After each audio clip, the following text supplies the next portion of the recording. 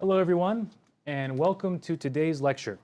My name is Timothy Shinoni, and I am the Content Marketing Specialist here at St. Photios Orthodox Theological Seminary.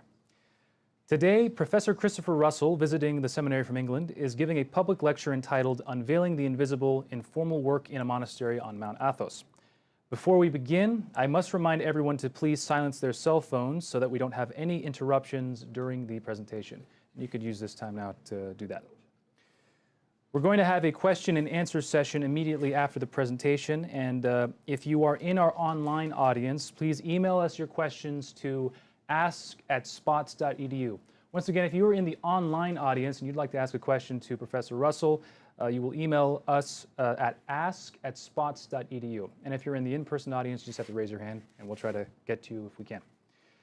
The seminary's dean, Archimandrite Photios, will be giving introductory remarks, but before that, I would like to ask His Eminence Bishop Auxentios to please say an opening prayer.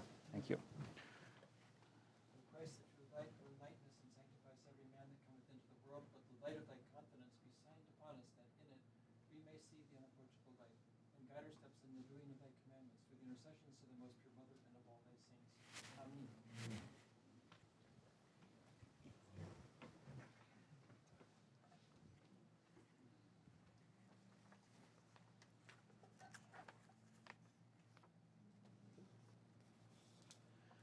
Your Eminence, Bishop Auxentios, Very Reverend Archimandrite Kakaios, Reverend Fathers and Mothers, Evlogita, esteemed fellow faculty members and staff members, dear students and friends of the St. Photios Seminary, good evening to everyone.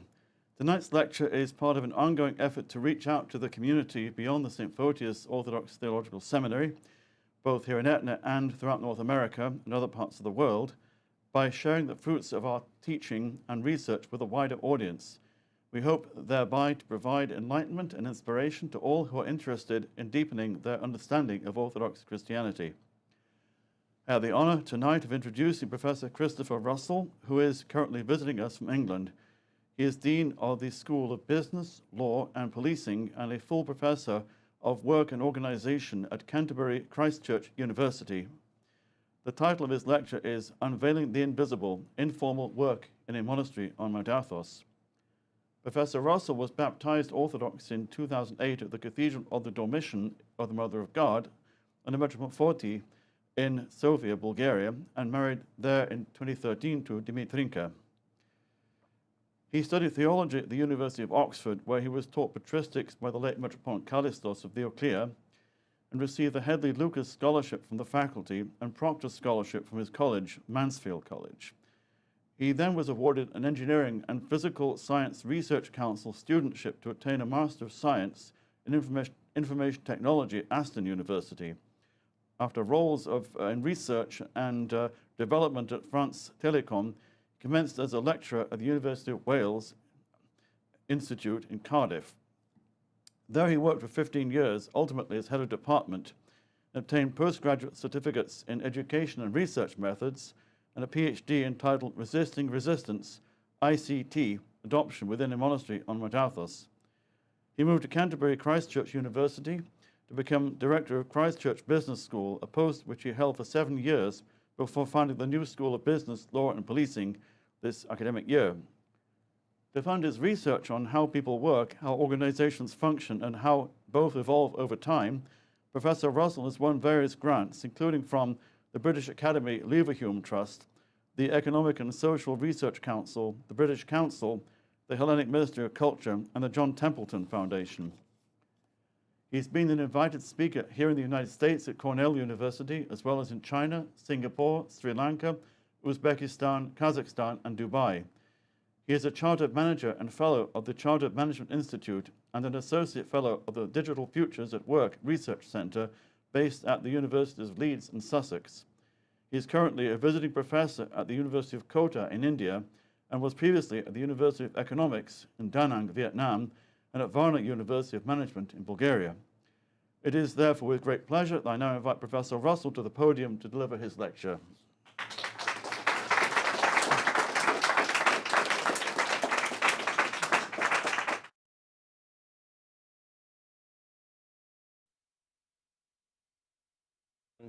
For the introduction, and thank you, Your Eminence, for blessing this lecture. And thank you also to the monks, nuns and seminarians for your hospitality during this part of my sabbatical. It's been a privilege to be here. I first learned about Etna 20 years ago when I visited for the first time St Edward Brotherhood in Brookwood in England. And having heard about it through those 20 years, I'm delighted to finally make it here. In terms of this lecture, as Archimandrite mentioned, I do have an undergraduate theology degree, but I'm not a theologian. I'll make a tentative turn towards theology at the end, but my field is work and organisation. When I told my sister, who I hope is asleep, it's 1 a.m. in London, but when I told her the title of my chair, Professor of Work and Organisation, she said, "What are you trying to claim? Are you trying to claim you work harder than all the other professors? Or that you're more organised?" No, that's not what the field is about. The field is about studying work in its context of organisation. So that differs between different countries, but generally that means sociology if we want to look at Germany. In France and England, well, and the rest of Britain, we tend to be in business schools. In the US, it's a little bit more complicated, as perhaps it always is. When I was at Cornell, I was invited there by the School of Industrial and Labour Relations, but several of my long-term collaborators have come from sociology here in this state at UCLA. So I hope that gives you a little taste of what to expect. So in terms of this particular study, what do we mean by informal work? So that perhaps goes a bit too much towards the point too quickly. But in terms of informal work, obviously it is something that's not formal. It means, therefore, without some kind of labour contract. So does that really matter? Well, in practice, that means people without labour contracts often don't have access to healthcare, pensions, unemployment benefits. Obviously, they are potentially more exploitable by their employers. And therefore, it's been understood generally in my field that informal work is therefore not a good thing. We should seek to formalise work as we can. And therefore, it's usually set up, informal work in opposition to formal work, informal work being inferior, even though in some recent studies it's been shown there's a bit more of a continuum. So informal work at one end, formal work at the other, and some different stages in between. But I think that's quite a limited understanding, and it still sees the two as opposed to each other. So what I've done in this project is to actually explore informal work in a place where no formal work exists, a monastery in the Monks' Republic of Mount Athos in Greece. So yes, there are monks, but monks, strictly speaking, do not have employment contracts. They may be assigned duties as an electrician or a baker, but that's not an employment contract. Their status is as a monk. That's something slightly different. But I'm not going to say too much about this because I have in front of me many experts on what it means to be a monk. So this is the first audience I've presented this research to where that is actually the case. Normally, I don't need to explain informal work, but I need to explain an awful lot about what a monastery is. So many of you will be familiar with this. I know some of you have been to Mount Athos, but for those who are not, it is a peninsula. If I use this kind of the northeast of Greece and then the northeast of Greece, the most easterly of three fingers coming down from Halkidiki. And it is a peninsula, but in some respects, it functions as an island. There is a border here, and to reach it, you need to go by ferry, and only men are allowed on the Holy Mountain. So it's quite strictly controlled. 100 Orthodox may go there per day and 10 non-Orthodox. So it's a controlled setting. Many people have written kind of travel logs, one might call them, or memoirs of their pilgrimages. In terms of academic studies, there's two main ones, I would say. One, an anthropological study, which talks about the pilgrims who go to Mount Athos, and one more sociological that talks about the monks themselves. But when you read about Mount Athos, you don't realize that there are actually people who are living there who are neither monks nor pilgrims. They're longer-term guests. They are guest workers. So that is whom I shall be talking about today. To give you another kind of taste of what it looks like, this is one of the 20 monasteries. As you can tell, rather large, something between a Norman castle and an Oxbridge college. If you're English, you will get that reference. If you're not, maybe you won't. But these are substantial properties, and for an average of 40 monks per monastery, I mean, some are larger, some go up to about 125 monks. These are big properties to look after, and therefore one might appreciate why they have workers who are not monks themselves. As Father Photios said, it was my doctorate was actually about information and communication technology on Mount Athos. So originally this began as a study of this equipment. This is WiMAX network equipment that brought high-speed internet to Mount Athos for the first time in 2008. So the original study, my doctoral study, was exploring the adoption and resistance of that technology on Mount Athos. And it was whilst there, living in the monastery, sharing a dormitory with these guest workers, that I got to know them. And then this became a secondary project to explore informal work on Mount Athos. So in terms of methodology, this is social scientific research. So we establish what our evidence base is. So of the 20 monasteries, I have been to all of them, but the focus is on one particular monastery, one that I would say is representative of what one might call mainstream Mount Athos. So several of you have asked me which monastery it is. Now, the second point there is the research is in accordance with the British Sociological Association's ethical code of conduct. So I can't tell you which monastery it is to preserve the participants' anonymity, but I do name certain of the monasteries in my writings about it, those who I would say are not part of the mainstream of Athos. So it is not Esfigmeniu, it is not Vatupevi, and it's not Bulgarian, Serbian, or Russian. So it's not Hilandarski, it's not Zagravski, and it's not Panteleimonos. It's one of the other 15. Which I think helps to preserve its anonymity. I'll talk later on about some research where I think if you say you're researching a Rocor monastery in West Virginia, you're not protecting the anonymity, even if you've given it a pseudonym. Here, I will refer to it as the monastery.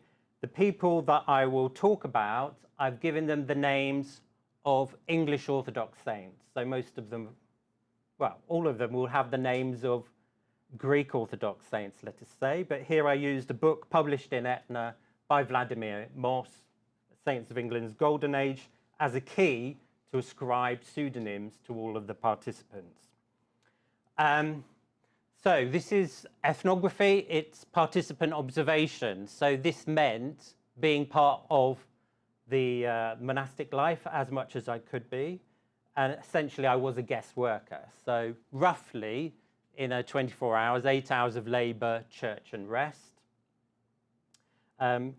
Unfortunately, because I was doing the field work always between working commitments, which meant kind of term time commitments, I was nearly always there in fasts, which meant more work, more church and less variety of food, but probably good for my soul.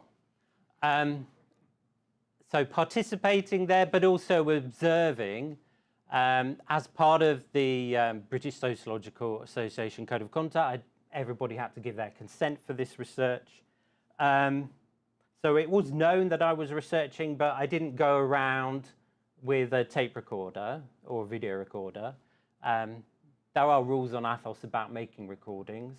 Generally, I had an ecclesiastical-looking notebook in which I would make jottings, And of course, in this environment, yes, to begin with, I did have extended interviews, but then often it would be just asking a question, a follow-up question, to get some more details, noting it in the book, and then at night, kind of writing out those interview notes and observations a bit more thoroughly.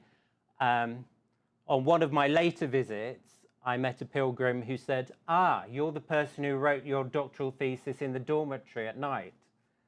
If only it were so easy as that, but those notes are a critical part of doing ethnography, but of course, a lot of writing happens outside of Mount Athos as well. So in this particular monastery, I interviewed 39 out of the 40 monks. One of the monks was 106 years old when I first went there. I didn't interview him. And 18 guest workers. And in terms of the time I spent on Athos, this was 7 trips of around 2 weeks each between 2008 and 2023. So a 15-year period. As the Archimandrite mentioned, I was baptized in 2008, and the first visit was within a couple of weeks of my holy baptism, and it was with my godfather. So I say later on thanks. In this lecture, particularly as some of them might watch not now at 3 a.m., but at a later point, I should thank some of the people from the cathedral in Sofia who have accompanied me there over the years. So Vasco, my godfather, Father Ioan and Father Deacon Nikolai, who also have been there with me, and Christo, Stoico, Mitko and Daniel, who have accompanied me over the years and helped be my guide to Athos, although of course I take full responsibility for what I say myself. In terms of the guest workers, I also followed these through the years. Not all of them, because some of them, as we shall learn, left the mountain quite suddenly. And some of the follow-ups after they had left were in Athens and Thessaloniki. And so we have this approach in my field called careers over the life course, whereas you don't just ask somebody about the work they do one day and then move on. It's not a snapshot. You look at it over time. It's the longitudinal research. And of course, quite critical here is I'm insider and yet I'm an outsider. So I was baptized Orthodox before I first went. That's quite critical so that you can actually go to the services, so that you can eat with the monks, pilgrims and guest workers in the refectory at meal times. And so that I think not all of the conversations would be about becoming Orthodox, because I've already become Orthodox. The conversations were instead, before I got married, about whether I would become a monk or not, I mean, from their perspective. But I was an outsider. Of course, the Holy Mountain is not within our jurisdiction, so I had some distance. Christos is here. I would go to our church in Thessaloniki before or afterwards, but I would not commune on Mount Athos.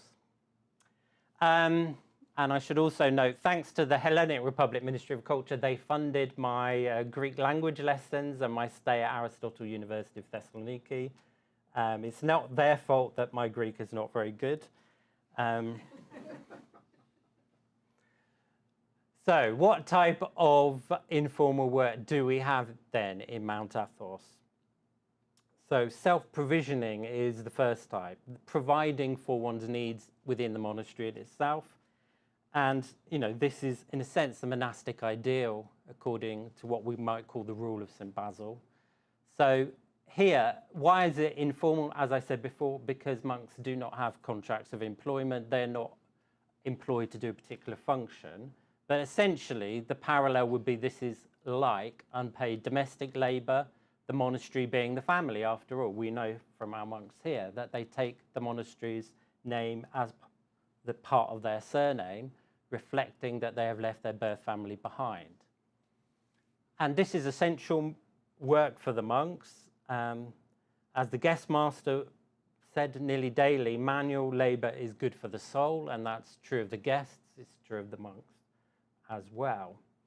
But it's insufficient to sustain such a large monastery. So what happens is that there is informal, unpaid labor performed by guest workers. Now, part of the title is Unveiling the Invisible. So this is less visible than the work of the monks. So it's accepted within the community, but technically speaking, they are not workers, they're overstaying pilgrims.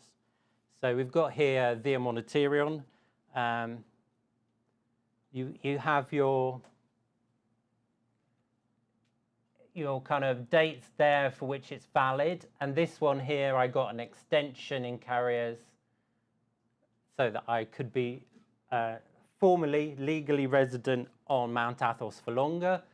So this enabled, a longer stay, though not quite all of the time on that visit that I was on Mount Athos. Other people have got up to a month, including somebody who's perhaps in this room. But that is quite unusual to have so long. So generally speaking, people are on Mount Athos, these workers, and these dates have passed, even if they've had an extension. And the condition of their continued stay in the monastery is that they do duty. But technically, they are overstaying pilgrims. They have no right of participation or residence on the mountain, and they don't acquire any social security entitlements outside it. But of course, what does that enable? That enables the monastery to be more self-sufficient if you include the guest workers, to be less commercialized than it might otherwise be. Then in terms of informal work types, we have in-kind bartering. So this is even less visible, and it's non-monetary exchanges between the guest workers and other guest workers or pilgrims. So I was there, as I said, often in the vacations. So this is the form of heating in the monastery. You got that, and you got a little box there of wood, and it's assumed you know what to do with it. If you're Greek and you've done national service, you probably do know what to do with it. Others perhaps not. So one of the kind of in-kind barterings that took place was you could get a guest worker to light your fire in exchange for some cigarettes. So while smoking is frowned upon, there is a balcony where it's, I would say, tolerated by economy. So that's a less visible form of informal labor. And then we have kind of even less visible, so more invisible informal labor. So for example, payment for crosses or prayer ropes. The abbot didn't want there to be a shop in the monastery because otherwise there would be money changes in the temple. But this was a type of informal labor that some of the guest workers engaged in. As these became more invisible, less guest workers would engage in them. But in this case, one of them enabled them to kind of then get somebody to bring them a battery-powered headlamp, which was quite useful in the dark, bearing in mind services start at about 1:30 a.m. in the winter. So what one can do then across these different types is assemble a kind of typology of informal labor. And yes, here I mention Athos, but in a sense, this is actually a typology of labor that potentially extends beyond Mount Athos, from the visible types of informal labor to the invisible, from self-provisioning through guesswork to in-kind bartering and reimbursed favors, and then unpaid and paid on the other axis. Because of course, most of these types are unpaid. Reimbursed favors, however, was paid. Now, these people, of course, are not necessarily making choices between these types of labor in Mount Athos itself. They are making choices with monetized exchange beyond Athos, i.e. paid work, though it may well be informal work outside of Athos. And therefore, these types of work, they interrelate with each other, and they depend on opportunity, they depend on need and the available choices. And most people there were patching together different forms of informal work to make a living. And this happens in Greece. Greece, although it's a high-income country, the International Labour Organization have estimated 32% of employment in Greece is informal work, and therefore it's quite important to understand what nearly a third of the population are doing. So I'm making this a bit more alive by giving you some vignettes or archetypes of the guest workers in the monastery. So I'm going to give you 6.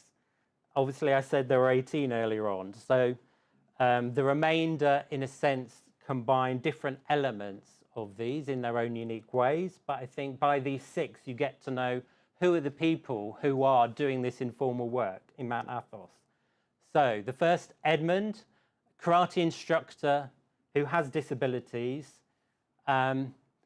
He was very good at making jokes, not as funny as Nikos's jokes, but they were quite good jokes to have. Often they were in times of silence. Now, sometimes that was awkward silence, but sometimes it was silence that probably should have been silence between the church and the refectory, for example, the refectory being a continuation of church, and one processes from one to the other. But he worked hard, stayed for years, was treated as extended family, and his acceptance illustrates how worth in the economy is measured by me, the ecosystem. The economy of Mount Athos is measured in intent, reliability, and presence. So yes, he worked hard, but he became part of the family. And of course, through these 15 years of knowing him, he got older and less able to work, but he was taken care of. Aidan, when I first met him, he was a novice. 13 years later, he was still a novice, but my final visit was just over 14 years from the first one. He was no longer a novice. He had become a guest worker. And he couldn't imagine life outside the monastery. So he had not been tonsured, but he remained there. He appreciated the structure and chose that over the potentially more precarious informal work that would be open to him beyond the border, because this is somebody who went to the monastery as early in life as he could. This is not somebody who has acquired work experience or qualifications. And so the monastic rhythm shaped his life, really, his life beyond being a novice. Then Finbar, we're getting to more unusual English saints' names. A shift worker from Thessaloniki's industrial laundries.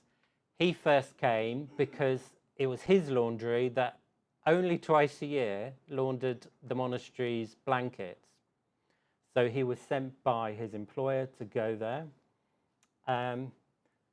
But this became over time supplemental work for him. So his affordable escape, there was free board, familiar work that he got used to and he appreciated.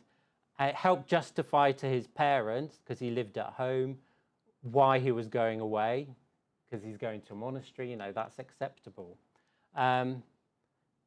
So here it wasn't a substitute for wage labour. He did have an employment contract in Thessaloniki, but in a sense this was to help him through those vacations. This was something that he thought was good to do, and it's also something that didn't cost or detract from his ability to save up to eventually leave home and not live with his parents. And then we have Swithin, a seasonal tourism worker from Crete. So he came in the off-season, tried to do a short stint of guest work, and he did work, but he didn't participate in the services. He skipped the communal meal and was asked to leave quite abruptly after breakfast.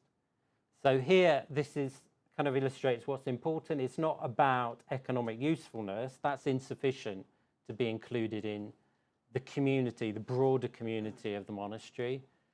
And guest work is inseparable from the communal worship and discipline of life on Athos.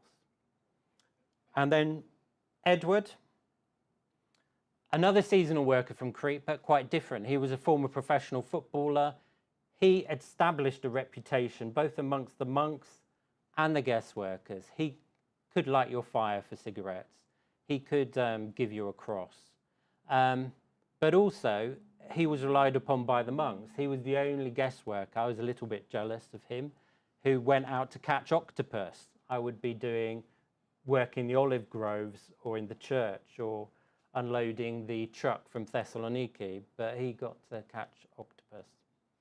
He also earned a single room, whereas I was in a dormitory.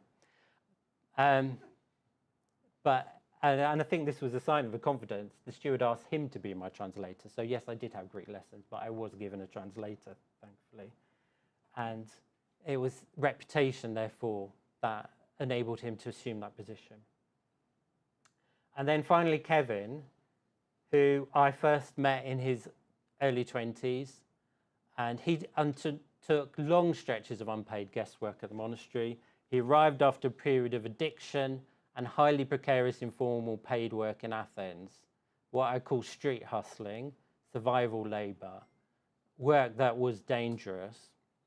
And on Athos, he exchanged that labour for full board safety routine and moral cleanliness, describing the monastery as a boundary that enabled detox and eventual long-term abstinence after several relapses. So over these 15 years, sometimes I met him there, sometimes I didn't. He was kind of in and out of Athos.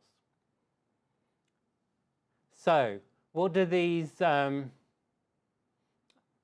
we've now kind of looked at the model, we've looked at various vignettes of these guest workers.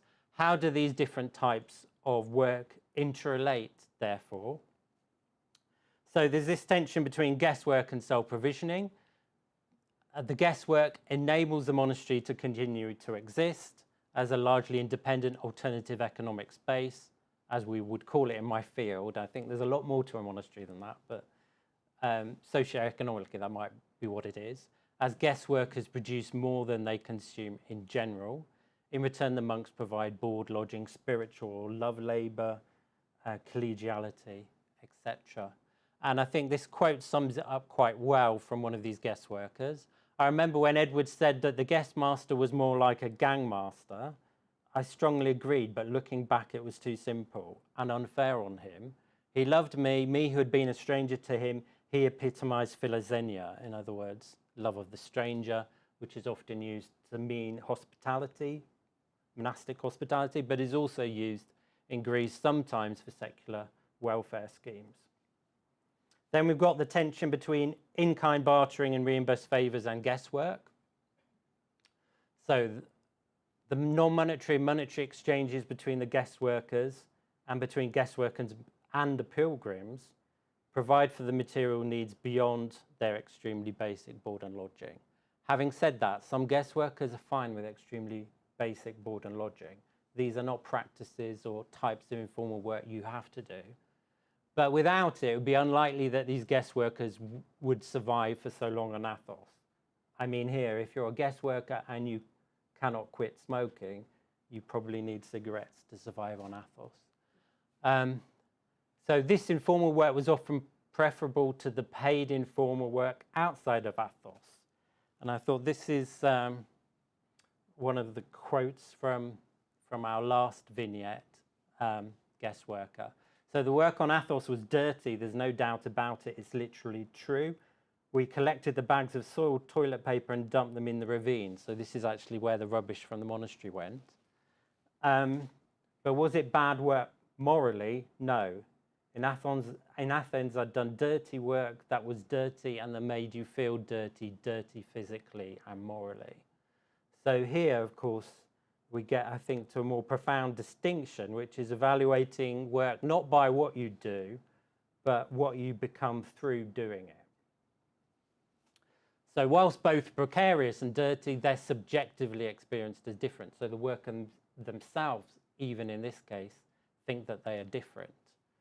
So from two of the guest workers that I gave you vignettes of, their precarious work within the stable structure and moral environment of an Athenite monastery was preferable to doing such work in downtown Athens, which could be existentially threatening or corrupting. And for others, the informal unpaid work enabled them to cope with the ebb and flow of informal work opportunities outside Athos. So what are we achieving, or what am I seeking to achieve through this?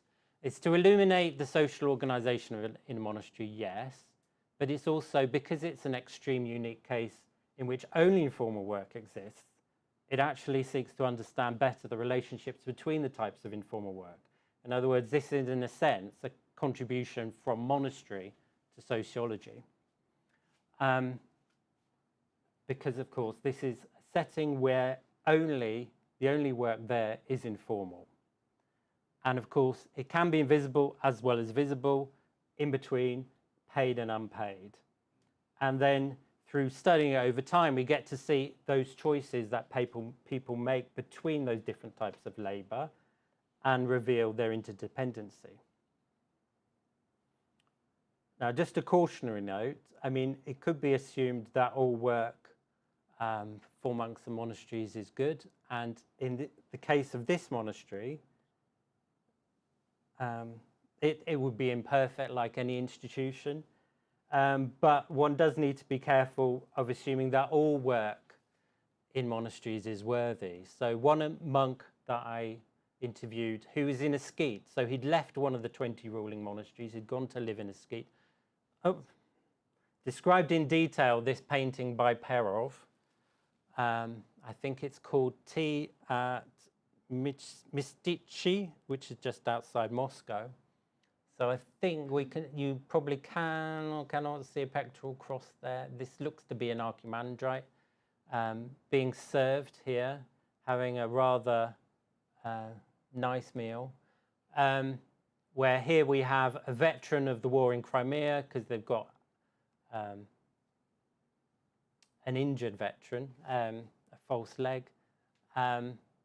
They've also got their medal and a destitute child. And he was quite keen to suggest that one of the reasons why he left one of the monasteries is because this was the situation. Now, I don't think that is the case in the monastery I'm talking about, but one has to be aware that there are multiple cases in multiple countries of alleged labour exploitation and human trafficking, in the example of Opus Dei, which is a Roman Catholic order. So I don't think it was the case in this monastery, but I don't think one can just assume that work in a monastery is necessarily worthy in itself in all cases. But here we do find work that is worthy both subjectively as experienced by the individual guest worker, at least when they look back at it over time, and as recognised by the collective, by other people, by the people in the monastery, the other monks, the other guest workers, and ourselves looking at it from the outside. But what in less extreme cases, what constitutes worthy work? Would such work be worthy if it was not in service of a monastery? So if we are taking out the rubbish or cleaning the toilets, is it ordinarily, if not for the purposes of evil, worthy? So going beyond the monastery, where it might be likely that the work we do is worthy, what is worthy work beyond? And here I think in a sense, we go from Athos back to Athens. Athos may be a retreat from the world, but can it actually be a model for it? So, in a sense, this is where the field I profess, work and organisation, begins to stop, and where one turns slightly towards theology. So obviously, in Athos, when you're interviewing the monks, when you're interviewing the guest workers, to some extent, they are already talking, in some cases, theologically. They're living in an environment that has been shaped by the Church Fathers to a large extent, by St. Basil, for example. So one might think, therefore, that there is this connection already between the two. So in Athos, work is not judged by status, skill, or income, but by telos, what it is for, the form, how it is done, and the relation, who it binds together. And I think this does reflect Church Fathers such as St. Basil, where perhaps their work is worthy when it disciplines desire and turns surplus into mercy. And for St. John Cassian, work is worthy when it binds prayer to the hands and cures Acadia through stable shared labour. So in my field, there is the phrase meaningful work, but that's quite narrow. It's often intellectual rather than manual. And one of the classic examples of meaningful work is academia. But I would say academia is not necessarily worthy work. You know, potentially the same vocation can be worthy or unworthy, depending on how those things come together, form, telos, and relation. So here I'm looking at example vocations outside of Athos. How might these be worthy? How might they be unworthy? So I'm taking the classic example of academia, which is thought of as an archetype of meaningful work. Well, it might be worthy if that intellectual work answers to truth and persons. Such work might be slow, considered scholarship, teaching as formation, mentoring of others, and attention to the invisible labour, the care for the students that needs to take place in the academy, but often is not done by people who are ambitious. And therefore, on the other side, when it becomes unworthy is when we're careerist, we put novelty over truth and abstraction from lived human stakes. So that's my own profession. I've chosen in the middle to go for care work. So at the seminary conference, I Am Thy Servant, Mother Eupraxia was asked a question about what about employment for female seminarians in the future? What choices might they make? And she used the example of nursing, for example. So that's a good choice. So here, care work. What may make it worthy? Well, if it's bodily patient labour that sustains vulnerable life, there we might think characteristic practices of being attentive, the routine of such work, working as a team in terms of caring, and accepting the dependence of humans on each other.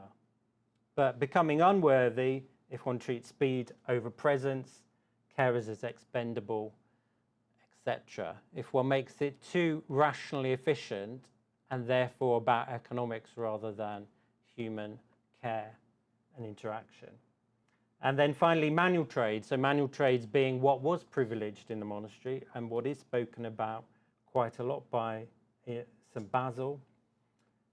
Here, what would make manual work worthy is necessary work that serves common life and meets real human need. And we might expect pride in craft, but with humility, and those kind of shared rhythms of work and visible contribution, but without the precarity that would make it unworthy. So thinking through this example of informal work on Mount Athos, I have some questions for an invitation to others in the room, but also, of course, you may well have questions for me. But Max Weber, who in many respects is the founder of sociology, he's the founder of even the sociology of religion as well as the sociology of work. He wrote about bureaucracies, for example. He regarded Orthodox as too otherworldly to produce a rationally articulated work ethic. So I'm posing the question, is it more the case that Orthodoxy does not lack a work ethic but possesses a different criterion of worth? So, i.e. we do have one.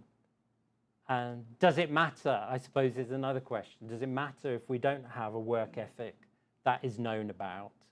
Perhaps these things are things where we ask our spiritual father or a spiritual mother for guidance in each case. And then also, I'm wondering, and this is based on another conversation I had whilst I've been here, what would an everyday ethnography of Etna look like? So I'm not anymore talking about work or informal work. I'm talking about the research methodology that I undertook of participant observation. Because Etna, from what I can see, is a site of spiritual re-enchantment, of demographic repopulation and material renewal. And there have been two cases around Orthodox renewal in the United States. So Ricardi Schwartz is one who, as I mentioned earlier, a Rocal monastery in West Virginia, and the parish church and that setting is one she studied, but she studied it as somebody from the Orthodox Church of America looking at a Rocal context. And Amy Slagle, who looked at converts to Orthodoxy in what she called the spiritual marketplace. This was based on research in Pittsburgh and in Mississippi. But another person who's researched orthodoxy through ethnographic means, and that is Carroll, and that is actually Reverend Dr. Timothy Boniface Carroll, who's a deacon in the Antiochian Church, and he's also Principal Research Fellow at University College London. He's actually studied ethnographically his own parish and other settings, and with others as well. So I'm thinking, what would an ethnography of Etna look like? An ethnography done by people here in our own community, because there is at least one person, I believe there's two, who have studied anthropology as degrees. So that's just a question. So there are references if people are interested, but that's the end of my lecture.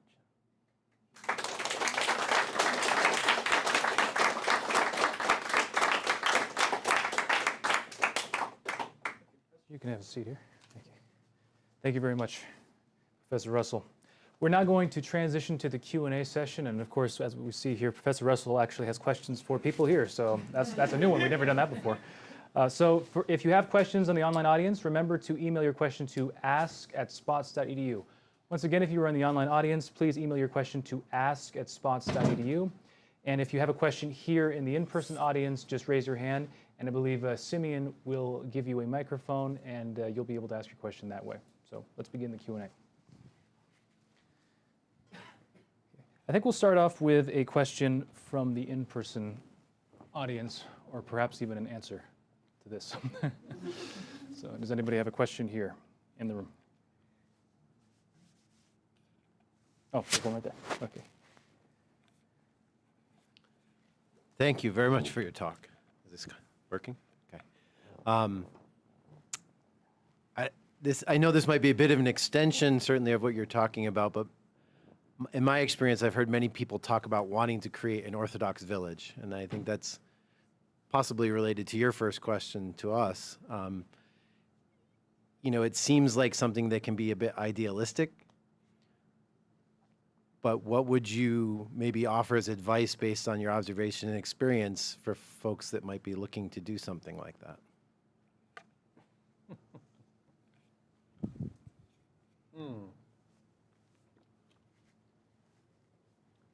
Well, I guess if you're thinking about Athos as a potential prototype, so as a functioning ecosystem, I suppose you need the centrality of a church, don't you? I mean, that's important. And I suppose when I mention Etna, of course, you've got parish church, convent, monastery. So, I mean, that would be the center of it, wouldn't it? But then you have to think about the different functions that you need. So in some of my other research on Athos, you can look at the kind of different functions that you need for any society to have. And you know, there are technical terms associated with this, so from Tolkien Parsons, but religion and faith would be one thing, but you also need, so that might be called later pattern maintenance, but you also need other functions to happen. So you need the economic function. So where are you generating the wealth? And I think that's something, you know, Weber would criticize orthodoxy for as well, not just about work, but about wealth creation. So in an Orthodox village, where's the wealth coming from, I suppose? So what's the economic generation? What's the thinking there? In Etna, I can see, you know, there are Orthodox-owned businesses in this city on the main street. You know, there is some aspect of that. How are people employed, etc. But then also you've got to think about those other different things. Integration is one of these other functions that a society needs to have. So you need education. So what's the schooling going to happen? And of course, this is where Athos breaks down as a prototype, because Athos is a place that has to continually renew its community every generation, because it's only men, it doesn't have families. So you've got to think about the education of the children, that aspect as well. So the economic, the education, the religion, these aspects of what a society needs. But I mean, is it planned or does it happen? I mean, this is the thing. This is the difference, I think, also for thinking economics. You know, do we plan for such things, or do such things happen within a free market economy? Open question. Okay, another question from the in-person audience, maybe? Back there. Thank you for your presentation. My question is about parishes as an area where there's a lot of informal labor and invisible labor. And I'm wondering if you've studied or know of any studies, or if you can draw some comparisons that would differentiate a monastic setting as opposed to a parish life.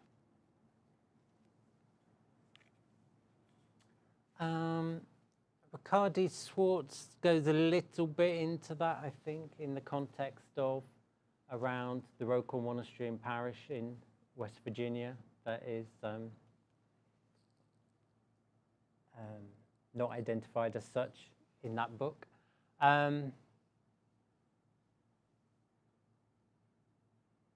So I haven't studied informal work in a parish setting, and I don't think anybody else has. So do you think that it should be done, I suppose? It could be done.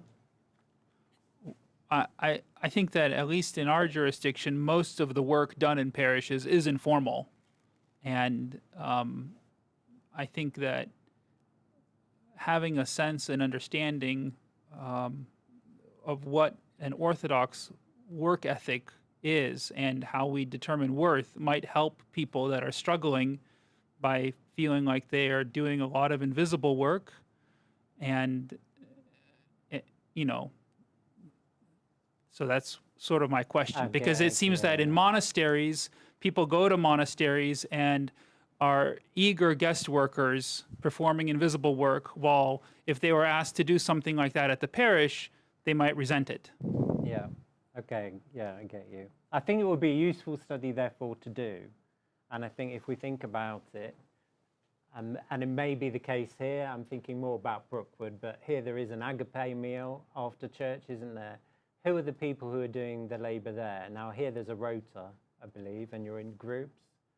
So it's probably more evenly divided than in many parishes, but in many parishes, you can guess who will be doing the work. It will be the women. I mean, which is not to say I think that should be the case, but that is what I think most of us would observe to be the case if we were to study how parishes work. Of course, in Orthodoxy, there are many roles in our churches that are reserved for men, so they would be done by men. And of course, if we're looking at the United States and to a large extent English Orthodoxy, we are looking at roles. None of these roles are necessarily remunerated, are they? Even being a priest. It's not like being a priest of the Church of Greece in Greece, where to some extent you are a civil servant. It is very different in our context. So yeah, it would be interesting to do, I think. And I think we might surface some invisible labour if we did that. And I think also, but we would also get to understand, I think, some of why perhaps people aren't volunteering for some roles, if we were actually to understand, what their thinking is about, what trade-offs they're making between different types of work.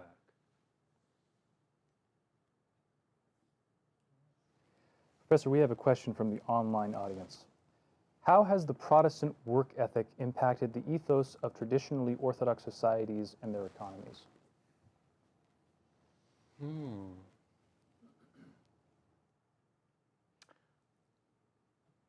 Traditionally Orthodox societies. Yes. Yeah. Well, I think in the kind of, let's say, Eastern Europe, since the fall of the Berlin Wall, I mean, there were quite a lot of Protestant churches setting up in Russia, in Bulgaria, proselytizing, and also bringing with them kind of thinking beyond our own tradition.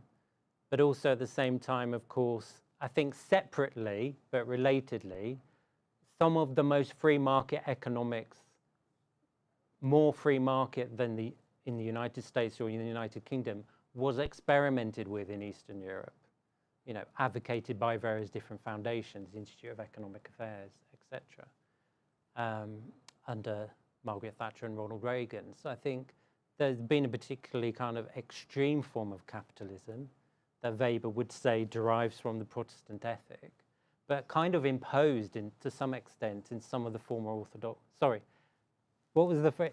Largely or? It says just traditionally Orthodox countries. And I think in terms of Greece itself, in terms of some of the requirements of its bailouts, it has had to adopt certain practices, certain kind of economic measures, let's say, that you might trace back to the Protestant work ethic and Weber's view of capitalism as it has developed in Western, primarily Protestant Europe. But that doesn't mean it comes with Protestantism itself into these Orthodox countries, but the two are related. Okay, is there another question from the in-person audience? I do have another one from the online, but we'll do this one here. The presenter, yes. Thank you for this talk. Very calls to mind the fact that my brother majored in sociology, and I think I misunderstood him for years. So, you know, the question about parishes, exploring a parish ethnographically, you know. Another subset, because it's prevalent in our synod, is the formation of mission parishes. That's pretty visible, invisible opportunities there. Would that be something that would be of interest, you think, to study? I mean, for instance, would Etna be interesting to study? Would that be something you would consider? Yeah, I'm suggesting it. Well, you asked the question. But Okay. yes, a question yes, is I different. think it would be. And I think, I mean, if we're talking about, as just the previous question was about the Protestant work ethic. But I mean, there is something about mission that's quite interesting in terms of there is a spirit of mission that is actually not so different to a spirit of entrepreneurship. So that in itself would be quite interesting. But also, yes, how mission parishes establish themselves, grow, kind of interact with communities within and outside the church necessarily in that growth, in that formation, is interesting, yeah. Professor, this next question from the online audience is actually a question I was wondering too, so I'm glad this person asked this. How do the guest masters hold workers accountable? That is, other than exclusion from the community, how do the guest masters motivate workers? I was wondering the same thing. Well, when you're new to the guest work, the guest master does take kind of care of you. And so, you know, when I started the first visit, I was with a group of 3 people and the guest master's instructing us. And, you know, he's teaching us as we're working. So yes, we were kind of digging the fallen olives out of the ground, let's say. I mean, it wasn't clean work. It wasn't some of the dirty work described there. But, you know, we're being taught as we're doing it. We're being formed. He's chanting Kyrie eleison. You know, there's prayerful work as well. And think, you know, that personal care, that love and attention is a motivator for those people who are suited to be on Athos doing guest work. Obviously, it wouldn't be to some people, but they're probably the people who will be asked to leave after breakfast. So how does the assessment of the work go on Mount Athos, where it's like, well, you did a pretty good job of this, you know? Well, you do get reallocated particular tasks, and you know this may happen in a monastery with monks as well. But I mean, certainly, obviously, I'm talking about a 15-year period. If I go there now, I'm not going to be given a heavy manual work to do because you know I'm that much older. When I first went there, I was in my late 20s. I could do such things. If I'd been resident throughout, I'd probably been directed. You know. So effectively, you're told what labours to perform. And I think that would be according to your kind of capability and capacity as understood by the guest master. Oh, and one more thing too. So I know with monastics, you know, there's no obedience. With guest workers, is it the same kind of system where you can't really say no? Or like it's they not, give you well, something? it's not or, an obedience, but yes. I mean, if you want to stay there, you're unlikely to say no. Mm. Or you might say, well, actually, I was thinking of something else. Yeah, I was rather than to say actually no. Yeah, I was wondering if it was like, oh, I'm not really so good with that, but I'm actually better at this thing, you know. And yeah, I mean, I've done that, I suppose. I wanted to talk to the ecclesiarch, so I said, well, actually, I had spoken with this father about helping him in the church today, which was true, but it also did get me out of some harder manuals. I mean, scraping candle wax off a granite or marble floor is not easy work, I would say, but it was easier than the alternative, I see. Yeah. which was chopping wood. Yeah. We had a question in the back there, I believe. Yeah. Thank you for your lecture. I was just going to ask if you think that I'll give you a little bit, just a little bit louder. So. louder. I was going to ask if you think that the modern approach to work and the worldview that Orthodox people bring to work can coexist, because of course Orthodox people have to work within society, usually, and communities like Etna are an anomaly. Do you think they can coexist, or do you think that one has to compensate or give in to the other? Yeah, good question. So I think, I mean, that's what I was trying to do on the previous slide, is kind of think through, in Athos, fine, in this community, this is the work that exists, but actually, how does that apply for us? And I think there is, you know, it is back to the telos, the form. So one could do such work as an Orthodox, depending on how you do it and for what purpose. But yes, sometimes that's not compatible. Sometimes you are asked to do things that are, you know, too far. They are in conflict with our faith. And, you know, that influences the choices we make in life. All right, here's another question from the online audience. Thank you very much for the very interesting presentation. You had already partially introduced this, but I wonder if you can elaborate on it. Is personal satisfaction, or what these participants get out of this experience, part of the study? More specific, have you recorded whether the participants found their working experience has given them a deeper spiritual outlook on their life?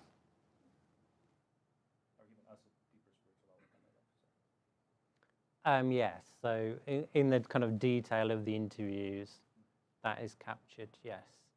I would say there's a difference between, I think it was personal satisfaction was one phrase there, and deeper spiritual insight. So, I mean, in some cases, the experience at the time, they were not necessarily personally satisfied, but on reflection, they saw that as formative and how they've gone on in life. So I think you can have deeper spiritual insight and yet not at the time personal satisfaction, but ultimately satisfaction. They don't necessarily go together, but yes. Okay. Do we have another question from the in-person audience? Oh, Father Kakis. Thank you, Christopher, very much. This may be a little unfair, the question, because your focus has been on Mount Athos, but anecdotally, have you ever heard that there are parallel examples of lay workers in the monasteries in Russia, Bulgaria, Romania, Serbia, and in the Church of Greece, outside of Mount Athos?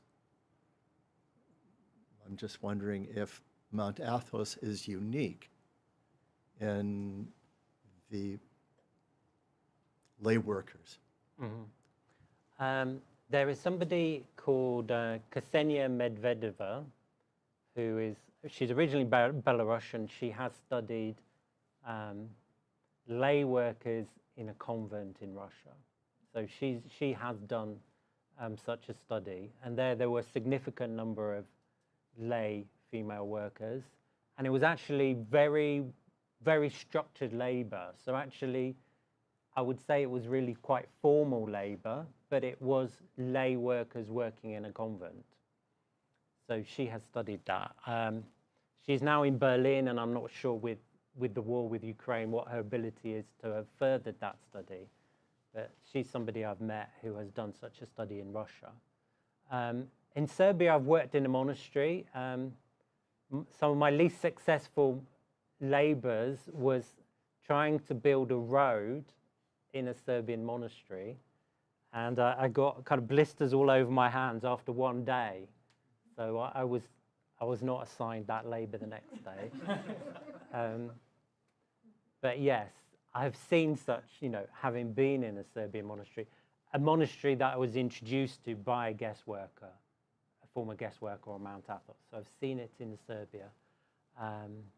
About Bulgaria, I'm not sure actually. Although of all these countries, Bulgaria should be the country I know best. In terms of guesswork, I'm not sure.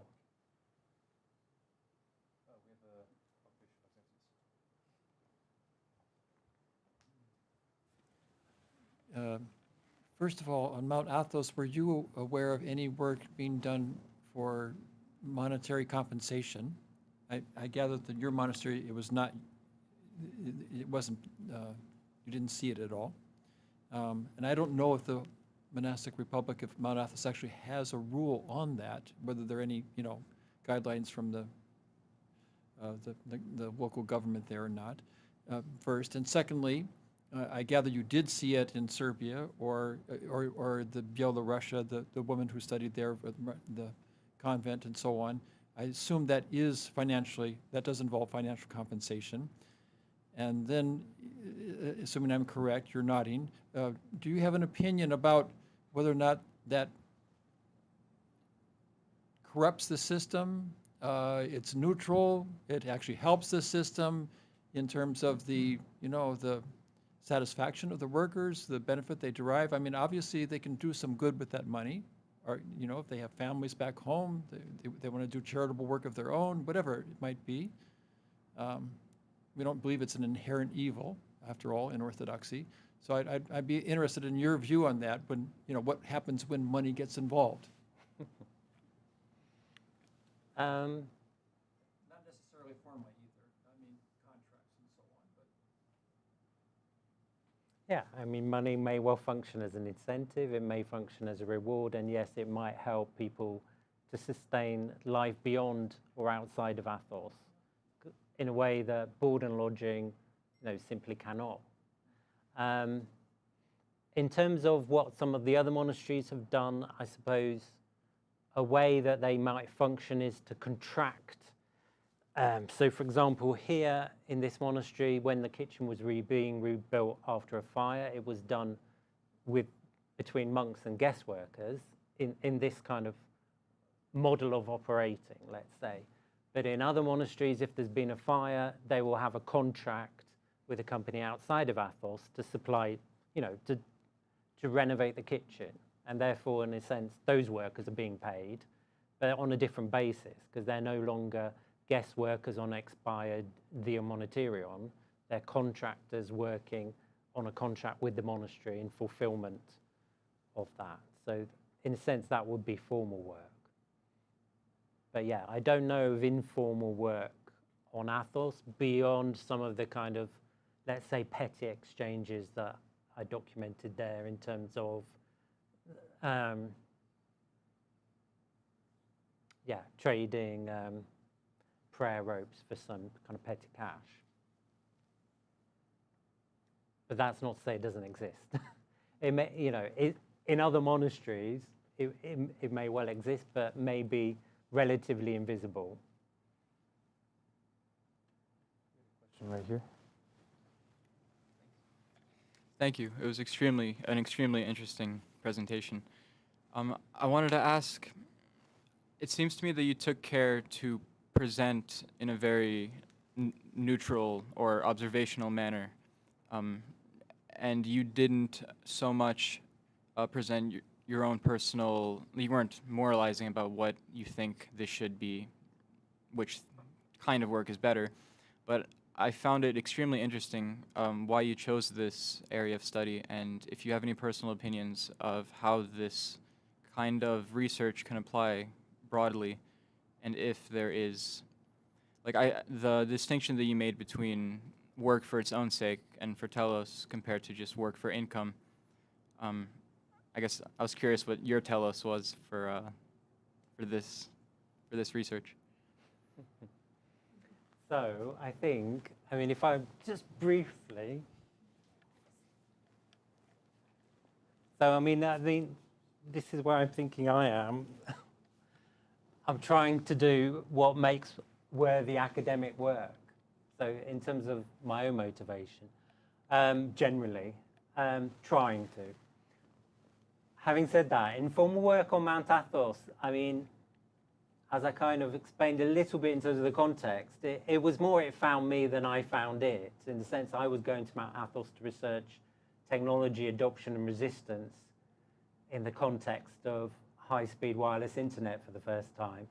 It was only in doing that that I found the guest workers, and then this kind of dissonance between everything I'd read about Mount Athos and the reality, which is that actually some monasteries have more guest workers than monks, and these are fundamental to how the ecosystem works. So I think sometimes with academic questions, you're confronted by them by being in the place, by having the conversations, by kind of being attuned to what's happening with you and then reflecting on it. So I think that's sometimes how academia works. Is Seraphim here? Seraphim, I was talking with him on Sunday. My current project is a British Academy funded project that researches the careers of digital nomads as they travel from one country to the next. And it finds them in Bulgaria. And Seraphim, when I met him over 6 years ago in Bulgaria, was the first digital nomad I'd met in Bulgaria.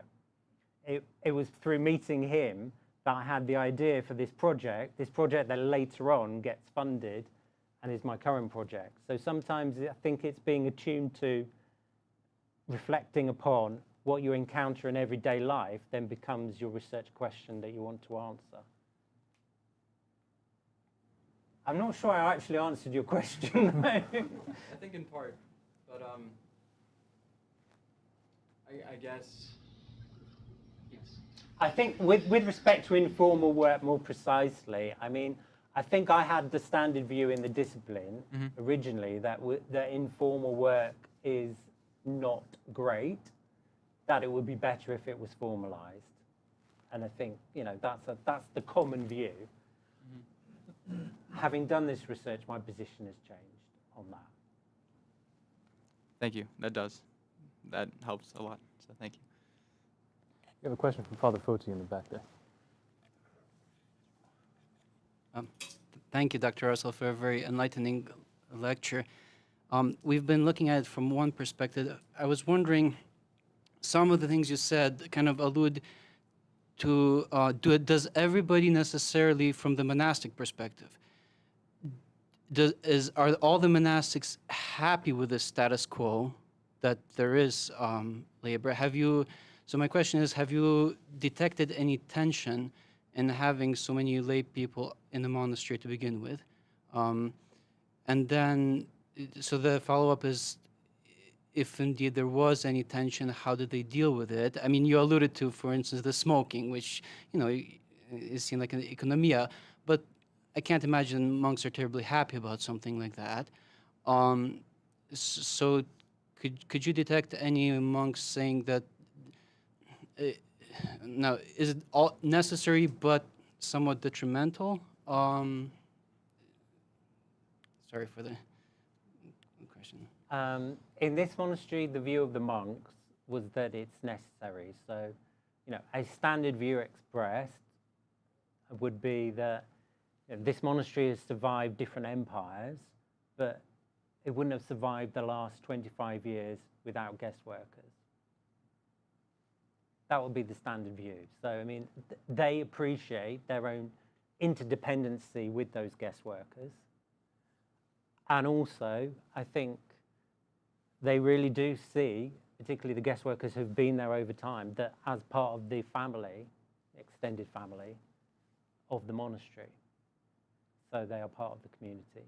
Having said that, with individual guest workers, there are views expressed. So, you know, if a guest master asks for someone to leave, yes, that may happen after breakfast. But, you know, that may have been discussed in the Synodicon with other monks earlier on, and then it's just enacted then.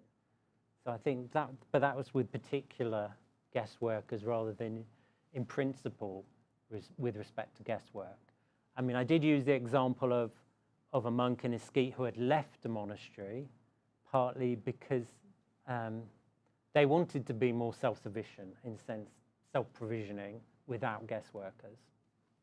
They wanted a different way of life than in one of the 20 ruling monasteries. And you have that choice on Athos between the different kind of monastic institutions. Is the guest master always the intermediary, or is there less,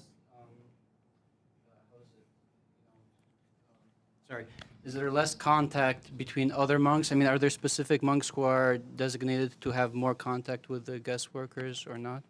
Or is it pretty mixed? It depends what work you're doing. So, because you may be doing work that the guest master is not involved in which case you're working with other monks. Obviously, their view on you and what you're doing is pretty important then. Normally, the guest master does the work where the majority of guest workers at that time are doing. So, you know, if it's picking olives, they'll be with the olive pickers. But if it's pruning the olive groves, which is slightly different work, it will be there. And if it's preparing for the feast, it will be in the kitchen, you know, preparing the tuna kebabs for the feast. So in a sense, they did move around the guest master to be where the guest workers were, but there would also always be guest workers doing other forms of labor. So that would be important. And also other monks would be advising the guest master as to whether somebody should stay or not. Were there any heterodox guest workers there, which is, as you know, is not unknown? Mount Sinai being a very famous example. Anyway, were there? And if so, what you know about them? How long had they been there? And what was that looks? In this monastery, everybody was nominally Orthodox, Right. but I would say nominally Orthodox. So they came from an Orthodox country, I would say. You did not learn of any heterodox. I had heard of Albanian workers in another monastery. I haven't met them. I don't know if they really existed, but I have heard of Albanian workers. I mean, I know of that in other monasteries in Greece. so that may well be the case. But in this monastery, I mean, they were, in the first place, they're nearly all Greek. I mean, there was one who was, mother was Ukrainian, father Greek. In another case, there was a Serbian, but everybody was nominally Orthodox. We might have time for one more question if there is one. Okay. Oh, there's one. There we go. Could you discuss if you think there are any parallels with monastics that are working outside of the monastery walls, either formally or informally? Good point. Well, I guess then something like this becomes really important then in terms of what labor they're doing and how they can make it conform with their faith, how it is worthy of them to do as a monastic and worthy of God, therefore. So I think that would become even more important, yes, to think. And I think this is the question, though. Is it what the role is or what the job is, or is it how it's done? And I think it's the combination of these different elements. But I don't think it can be prescriptive.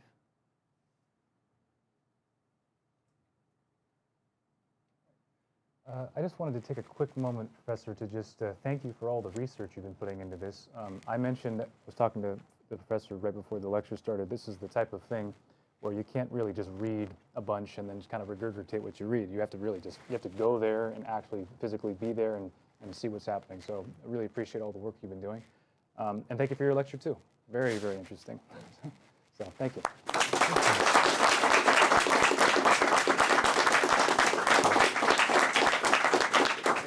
All right, Your Eminence, closing prayer, and then we'll finish that way.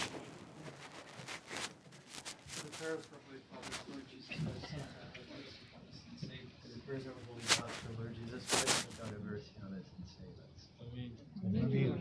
That was wonderful. Very fun. Thank you so much.